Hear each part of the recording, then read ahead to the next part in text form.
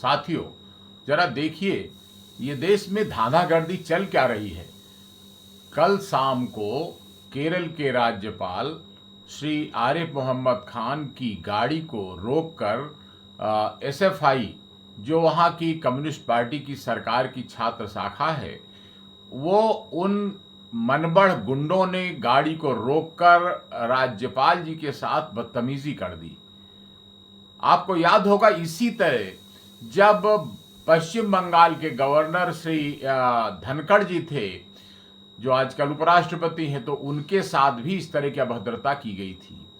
इसी तरह साथ में कनेक्ट करिए, एक और घटना हुई थी जब माननीय प्रधानमंत्री जी पंजाब गए थे और वहां पर एक मीटिंग करने गए और वहां कांग्रेस की सरकार थी और उनके इशारे पर वहां प्रधानमंत्री जी को लौटना पड़ा। इतना ज्यादा उग्र प्रदर्शन उनकी गाड़ी के सामने होने लगा था।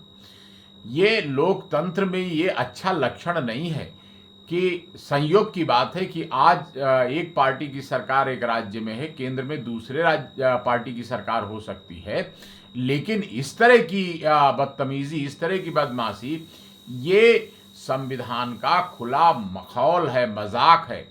और इस पर सभी जिम्मेदार लोग जो हैं उनको तुरंत इसका ध्यान देना चाहिए, वरना सारी दुनिया में हमारे लोकतंत्र की बेइज्जती होगी, मजाक बनेगा।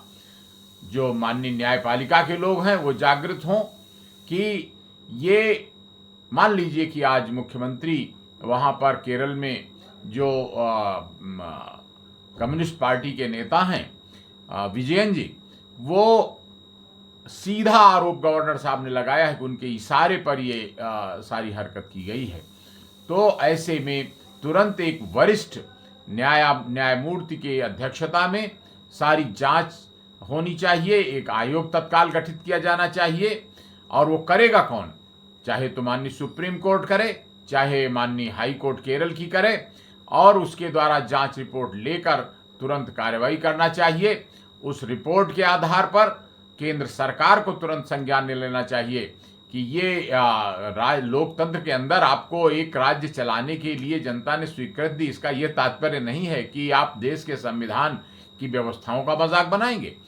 और यदि इस प्रकार की बात है, ये क्यों हो रहा है? क्योंकि एक बार माननीय उच्चतम न्यायालय ने कह दिया था कि चुनी हुई सरकारों को शांति व्यवस्था के कारणों से बर्खास्त न किया जाए, लेकिन उसका यह भी तात्पर्य नहीं है कि संवैधानिक संस्था में वो भी गवर्नर जैसे वरिष्ठ पद पर बैठे हुए व्यक्ति का अपमान किया जाए।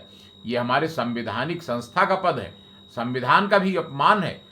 और इन पर तत्काल कार्रवाई, इन गुंडों को सबको मुकदमा लिखकर अदालत में माननीय उच्चतम न्यायालय के आदेश से और केंद्र सरकार के आदेश से इसकी निष्पक्ष जांच चाहे तो एनआईए से करानी चाहिए, नेशनल इन्वेस्टिगेशन एजेंसी, या किसी विश्वसनीय अन्य एजेंसी से, ताकि निष्पक्षता पूर्वक जो भी लोग दोषी हैं उन पर कठोर कार्रवाई हो। और यदि चीफ मिनिस्टर भी इसमें शामिल रहे हैं तो उन पर भी कार्रवाई हो, उनको भी दंडित किया जाना चाहिए, ताकि इस प्रकार कानून का मजाक बनाने, संविधान का मजाक बनाने की हिम्मत किसी की ना पड़े। बहुत बहुत धन्यवाद। जय हिंद।